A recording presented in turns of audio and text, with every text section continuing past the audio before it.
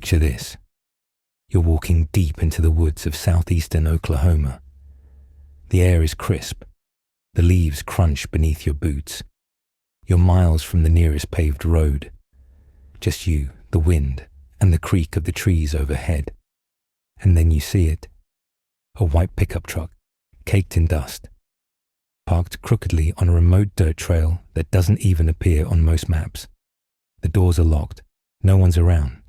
You peer inside, and that's when you feel it. Something's wrong. There are wallets, phones, IDs, a GPS still on the dashboard, a little dog in the back seat, barely alive, and then beneath the driver's seat, $32,000 in cash. It appears that whoever left this truck behind didn't plan to be away for long. But what happened next, no one was ready for.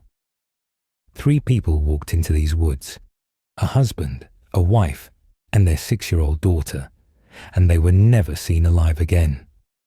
This is the story of the Jamison family, and their disappearance is one of the most chilling mysteries in American history. Before the headlines, before the theories, before the woods swallowed them whole, they were just a family. The Jamisons lived in Eufaula, Oklahoma, a small town wrapped around the northern tip of Lake Eufaula. It's the kind of place where you know your neighbors, the kids ride bikes until dark, and there's a church on every corner. Quiet, peaceful, the kind of town where nothing ever happens. But inside the Jamison household, something was unraveling. Bobby was 44 years old, a former construction worker. At first glance, he looked like your average blue-collar guy, flannel shirts, work boots, pickup truck. But life had hit Bobby hard. A few years earlier, he was involved in a serious car accident that left him with chronic, debilitating back pain. He couldn't work like he used to, couldn't sleep, couldn't sit or stand for long. That pain started to seep into everything, his personality, his marriage, and even how he viewed the world. Family members said Bobby became withdrawn, depressed, frustrated. On some days, angry at everything. On others, completely numb. But he wasn't the only one struggling. Sherilynn, Bobby's wife, was 40 years old. Tall, sharp-witted, fiercely protective of her family. But she carried battles of her own. She had been diagnosed with bipolar disorder, and those close to her said her mood could swing from vibrant and energetic to distant, even hostile. She once reportedly wrote in her journal that she hated her son from a previous marriage, a comment her family insists was taken out of context, but still disturbing. Neighbors said the Jamisons had started keeping to themselves. They closed the blinds during the day. They didn't come to church as often. Friends stopped being invited over. Something was brewing beneath the surface. And then there was their daughter. Madison was just 6 years old. Bright, bubbly, and according to relatives, full of life. She loved animals. She loved to dance. Not only that, but she was the glue that held Bobby and Sherilynn together. They adored her. And from the outside, it looked like they were still trying to give her a good life, despite everything happening behind closed doors. But the Jamisons weren't just dealing with health struggles. They were dealing with something else entirely. Something darker. In the months leading up to their disappearance, Bobby confided in a local pastor something unusual. He said their house was haunted. Not haunted in the Hollywood, doors slamming and lights flickering kind of way. This was worse. Bobby claimed to have seen actual spirits in their home. He said 2 of them were children. He believed one of the spirits would sit on the roof at night, staring down at them through the ceiling. He was so convinced, he told the pastor he had purchased a book about spiritual warfare to try to exorcise whatever was in the house. And Sherilynn, she believed him. In fact, according to some reports, Sherilynn had begun practicing witchcraft. She owned a witch's Bible. She scrawled cryptic phrases on the walls of their home. She allegedly told a friend that she'd seen shadows moving in the hallway at night. Whether these were signs of spiritual torment or mental illness, no one could say. But there was no denying it. The Jamison family was spiraling. And then, on October 8th, 2009, everything changed. That morning, Bobby, Sherilynn, and Madison packed up their white pickup truck. They told friends they were going to look at a 40-acre plot of land in the Bois mountains, about 30 miles away. They had dreams of living off-grid, starting fresh, escaping whatever haunted them back home, figuratively or literally. They brought along their dog, Maisie, some food, a GPS, and though they never told anyone, $32,000 in cash, hidden under the driver's seat. But here's the thing, the Jamisons weren't rich. In fact, they were on disability, struggling financially. Where that money came from, no one knows. And why were they bringing that much cash into the mountains? No one ever got the chance to ask, because that was the last day anyone saw the Jamison family alive. 8 days later, on October 16th, a group of hunters were trekking through the Bois mountains when they stumbled upon a strange sight on a remote dirt logging road. A white pickup truck, locked, dusty, abandoned. At first, they thought it might belong to another hunter until they noticed the dog. Maisie, still inside, emaciated, barely alive. She had been trapped there alone for over a week.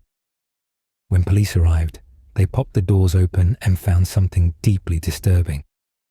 Inside were both Bobby and Sherilynn's wallets, their IDs and driver's licenses, both of their cell phones, Sherilynn's purse, a GPS unit, and beneath the driver's seat, $32,000 in cash. Everything was just there, untouched, as if the Jamisons had parked the truck, gotten out, and vanished into thin air. There were no signs of struggle, no blood, no broken glass, no footprints leading away from the vehicle, nothing. It was as if the forest had swallowed them whole. After the abandoned truck was found in the woods, police started retracing the Jamisons' final steps.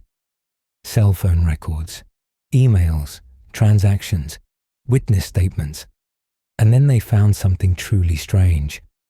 Home security footage. It was pulled from a motion-activated surveillance system at the Jamison residence. The footage is grainy, low resolution, but what it shows has puzzled investigators and internet sleuths alike for over a decade. The footage spans roughly 20 minutes, recorded just hours before the family disappeared. In it, Bobby and Sherilynn are seen walking back and forth between their house and their truck, over and over again, back and forth, back and forth. They aren't talking, they aren't rushing, they're expressionless, and their movements, they seem mechanical, almost robotic, like they're in a trance. They load an item into the truck, walk back inside, then re-emerge and load another. They do this at least 20 times. Sherilynn places a brown briefcase into the cab of the truck, a briefcase that's never been found. Bobby, at one point, puts what appears to be a large black book in the truck. Some believe it was the spiritual warfare book he'd told his pastor about. There's no audio, no context, just the two of them moving like ghosts.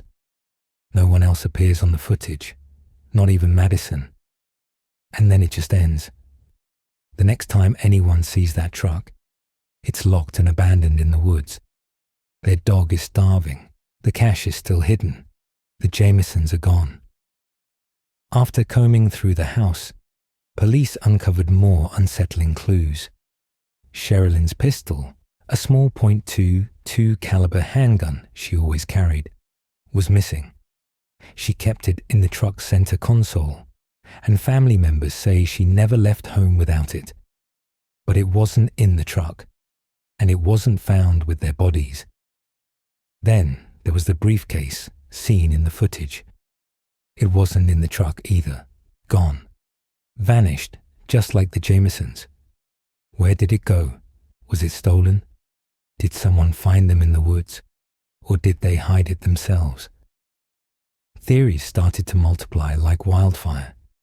As investigators delved into the family's background, the stories began to take a more unusual turn. Neighbors told police the Jamisons were obsessed with death and spirits. Some claimed Sherilynn would draw bizarre symbols on the walls and leave cryptic notes around the house. A friend said she believed she could cast spells and had practiced witchcraft in secret. Bobby reportedly told multiple people that he saw shadows in the home. Not just once, but frequently. He described figures that would move from room to room, spirits of children, evil presences. At one point, Bobby even claimed he had seen a white spirit standing in the corner of their bedroom. When he reached for his Bible, it vanished. Sherilynn believed the spirit was targeting Madison. This wasn't just paranoia, this was terror. The kind that creeps under your skin and makes you question your own senses. And the more people learned about these beliefs, the more they began to wonder, did the Jamisons flee their home in fear? Or were they following something? Public speculation exploded. With $32,000 in cash found in the truck, many believed the Jamisons were involved in something criminal, drug trafficking, a deal gone wrong. Maybe they were meeting someone in the mountains who double-crossed them. But police searched their financial records, and there were no signs of drug use, no unusual transactions, no known criminal connections. Still, some clung to the drug theory, mainly because of that security footage. To them, the Jamisons looked high, as if they'd taken something powerful. Meth was rampant in rural Oklahoma at the time. Some even suggested they were cooking in the woods. But the family had no lab equipment, no known history with drugs, and no residue in the truck. Others believed they'd joined a cult. Some residents in Latimer County claimed the area had a dark history of religious splinter groups, particularly in the mountains. Rumors swirled about rituals, disappearances, and sacrifices. No group was ever named. No proof was ever found. Then came the theory no one wanted to say out loud: murder-suicide. The family was mentally unstable, depressed, isolated. Sherilynn had stopped taking her medication. Bobby's back pain was unbearable. Maybe, in a moment of shared psychosis, they made a pact. Perhaps they wandered into the woods to die together. But if that's true, why bring $32,000? Why lock the truck? Why leave the dog? Too many questions, too few answers. And for 4 years, that's all there was. Silence. It was November 16th, 2013. 4 years and 1 month since the Jamisons disappeared. A group of hunters were walking just 3 miles from where the truck had been found. The forest was quiet. The leaves had mostly fallen. And then, in a shallow depression, one of them saw something poking out of the dirt. A human skull. Police were called immediately. When they arrived, they began carefully excavating the site. What they uncovered was horrifying. 3 sets of skeletal remains, 2 adults, 1 child, scattered slightly across the forest floor. No clothing, no belongings, no sign of trauma. Forensic teams quickly confirmed what many already suspected. It was Bobby, Sherilynn, and Madison Jamison. After 4 years, they had finally been found. But the mystery remained. The bodies were too decomposed to determine a cause of death. There were no bullet holes, no apparent stab wounds, and no broken bones indicating a struggle or a fall. Even Madison's remains showed no clear signs of foul play. It was as if the family had just laid down and died. At this point, the timeline seemed clear, but it made no sense. They left their house on October 8th to look at land, drove into the mountains, parked their truck, got out. Then what? Why walk 3 miles into the woods with no supplies, no water, no camping gear, nothing but the clothes on their backs? Why leave behind your IDs, your wallets, your cell phones? Why leave $32,000 in cash behind? And most disturbingly, why bring your 6-year-old daughter? There's one more element to this story that's rarely talked about, but it might be important. The Bois Mountains are steeped in local folklore. Long before the Jamisons vanished, the area had a reputation, not just for meth labs and criminal activity, but for something older, stranger. Indigenous stories from the Choctaw Nation, who once inhabited the region, spoke of malevolent spirits that haunted the woods, shapeshifters, tricksters, beings that lured people away and were never seen again. In the 1990s, several hikers reported hearing children's voices in the forest, despite being completely alone. Others claimed to see strange symbols carved into the trees far off the trails. So when news broke of the Jamisons' disappearance and eventual discovery, some locals said, "We told you. That place is cursed." By late 2009, the Jamisons weren't just isolated, they were unraveling. Friends and family described their home as quiet, dim, and filled with tension. Blinds always drawn, minimal furniture. The walls were painted dark colors, almost like the family was trying to disappear before they ever left. Sherilynn had reportedly stopped taking her bipolar medication. Her mood swings were worsening. On some days, she was radiant, bright, affectionate, and engaged. Other days, she'd lie in bed for hours refusing to eat or speak. Her journal entries, later discovered by police, were described as deeply disturbing. She spoke of shadow people, demons, and apocalyptic visions. In one entry, she wrote about feeling watched from the woods behind their house. Bobby, on the other hand, was deteriorating in a different way. His chronic back pain had left him unable to work. He'd become fixated on spiritual warfare. He told their pastor he believed their home was overrun with dark entities. At one point, he even asked the pastor for special bullets that could be used against spirits. He believed someone or something was after his family. They both grew obsessed with the idea that their daughter, Madison, was being targeted by these forces. It wasn't just belief, it was fear. Let's rewind for a moment. 6 months before they disappeared, the Jamisons made a panicked call to a local priest. Bobby and Sherilynn were convinced their house was haunted, but not by the typical bumps in the night. This was malevolent, violent. According to the priest, Bobby claimed to see 2 dark figures pacing the hallway at night. He said he would wake up and find his bed surrounded by shadows. He started keeping a spiritual warfare Bible in the living room. Sherilynn said she once heard Madison talking to someone invisible in the backyard. When she asked who it was, Madison reportedly said, "It's the girl who lives here." There was no other girl. Some family members later admitted they thought the Jamisons were possessed. Others believed they were simply losing touch with reality, consumed by mental illness, delusion, and spiritual paranoia. But whatever it was building and fast. October 8th, 2009. The family loads the truck. They claim they're going to see a 40-acre plot of land they were thinking of buying in the Bois Mountains. They'd been talking about living off-grid, starting over in the wilderness, away from everything. They don't bring food or water or coats. No hiking gear, no tent, no cooler, not even a backpack. Just a GPS, a cell phone, a small dog, and $32,000 in cash. They don't tell anyone where they're going. They don't arrange for anyone to check on them. And they never come back.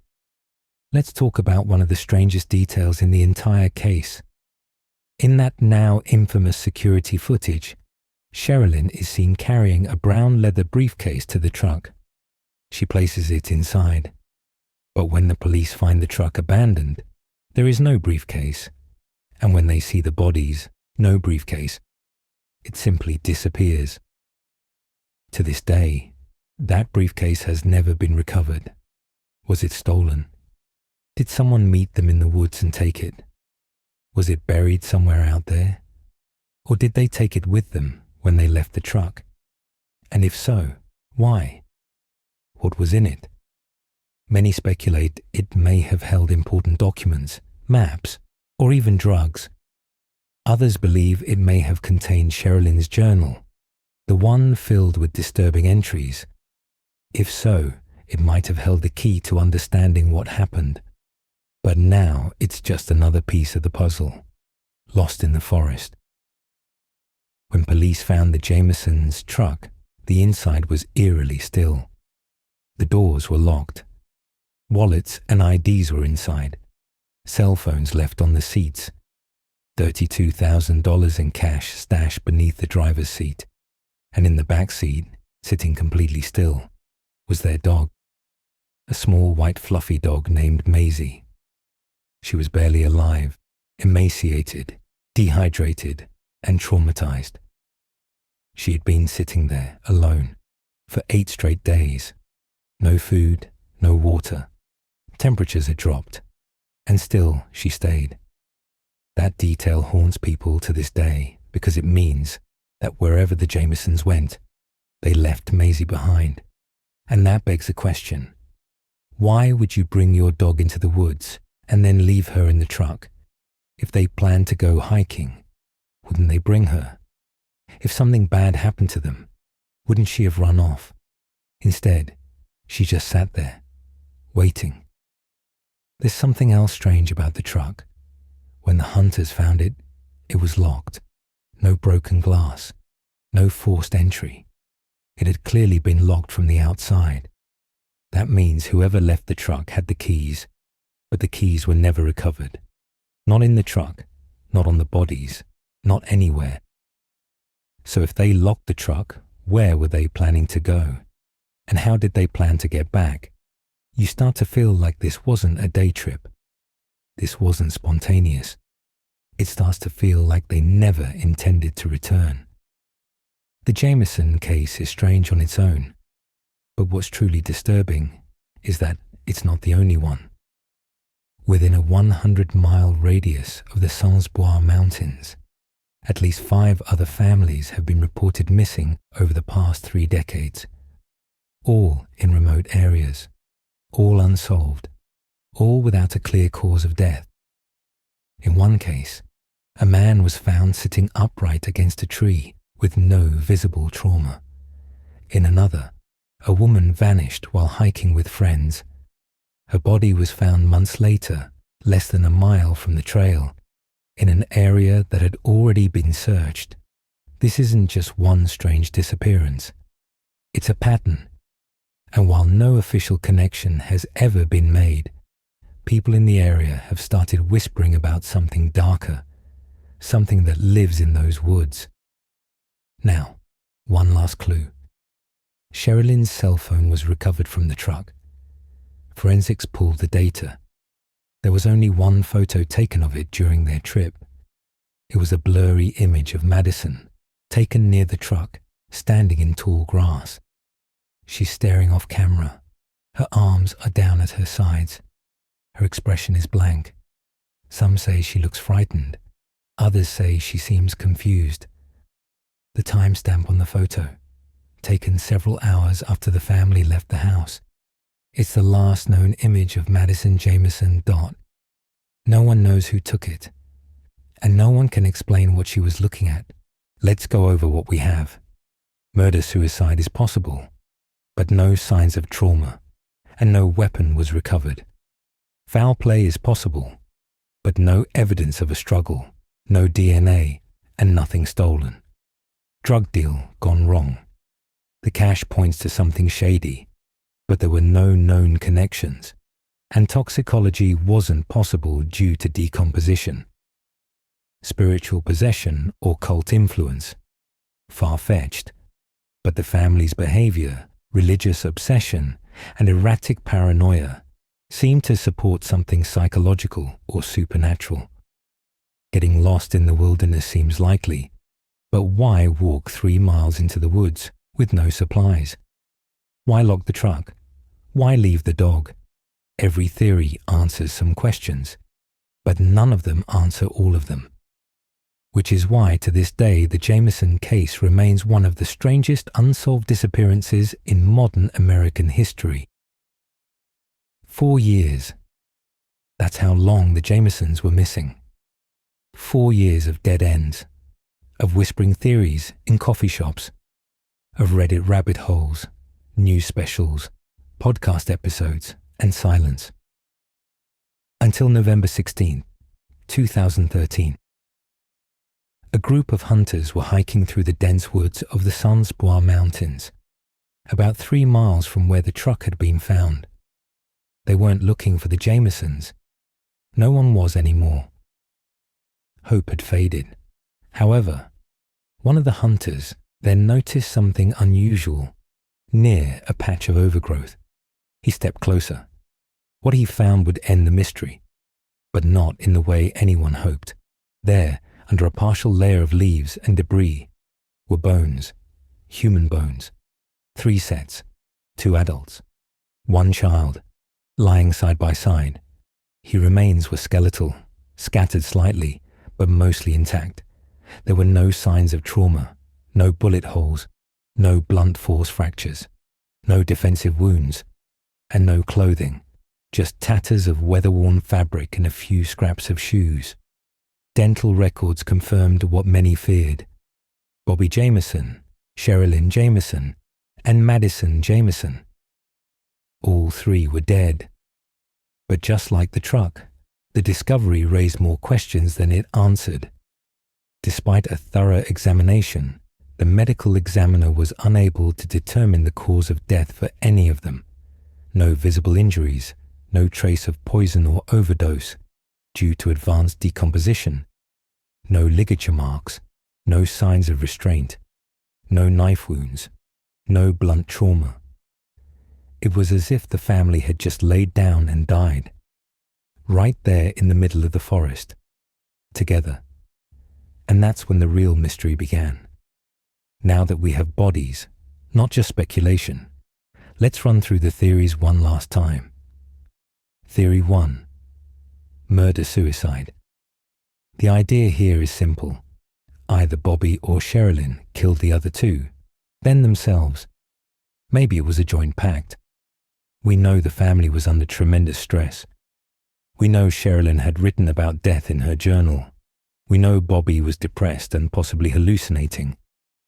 But there's one giant problem. No weapon was ever recovered. Not near the bodies. Not in the woods. Not in the truck.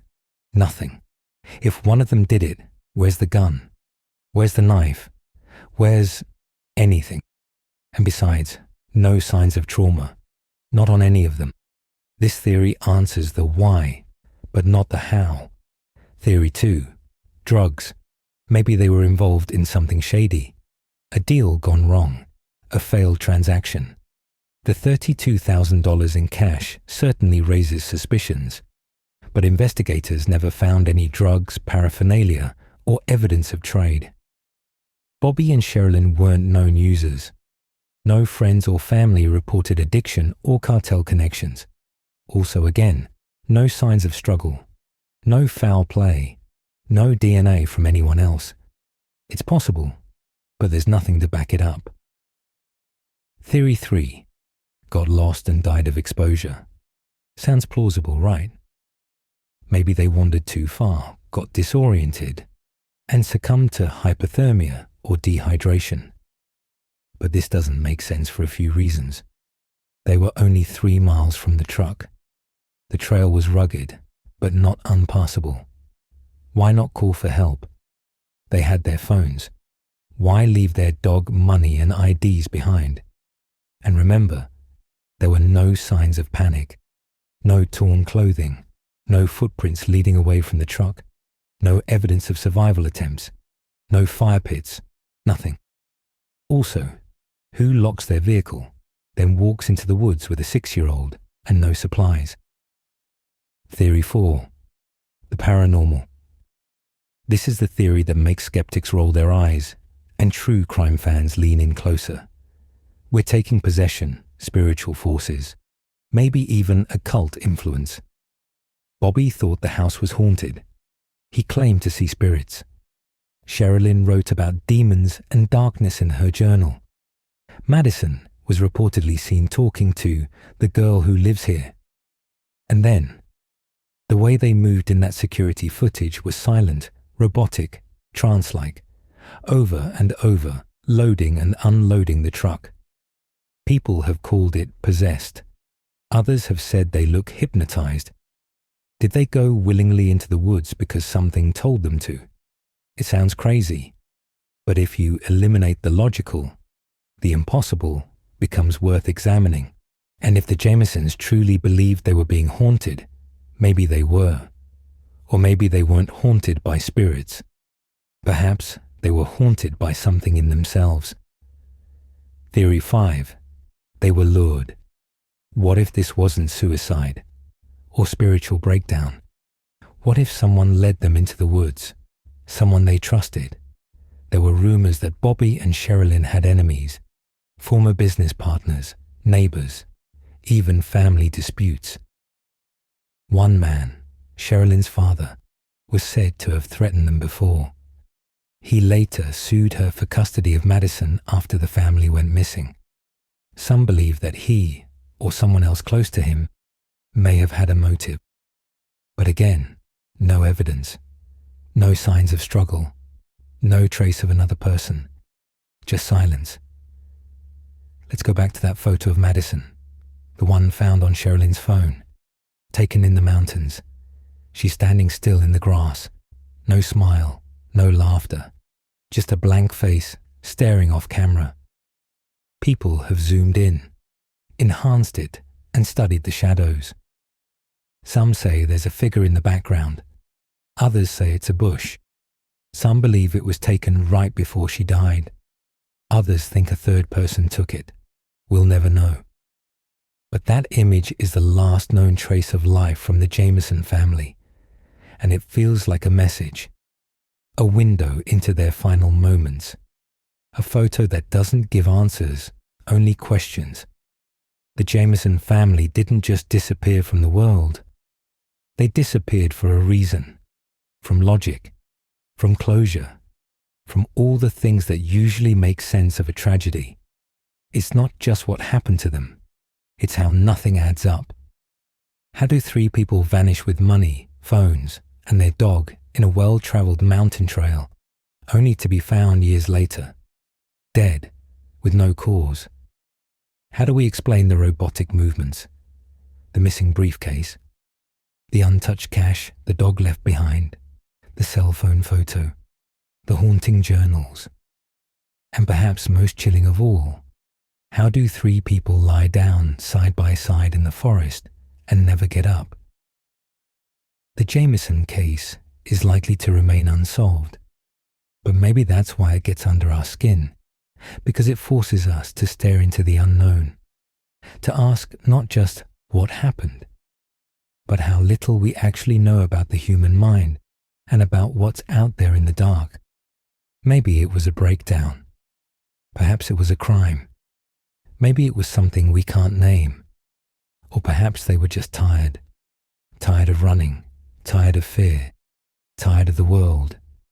And they went to the one place no one could follow. If you have a theory, drop it in the comments. Because for now, this case remains unsolved, unexplainable, and unforgettable. 1 truck, 3 bodies, no answers. This is the case of the Jamison family disappearance, where the facts are chilling, but the silence is worse.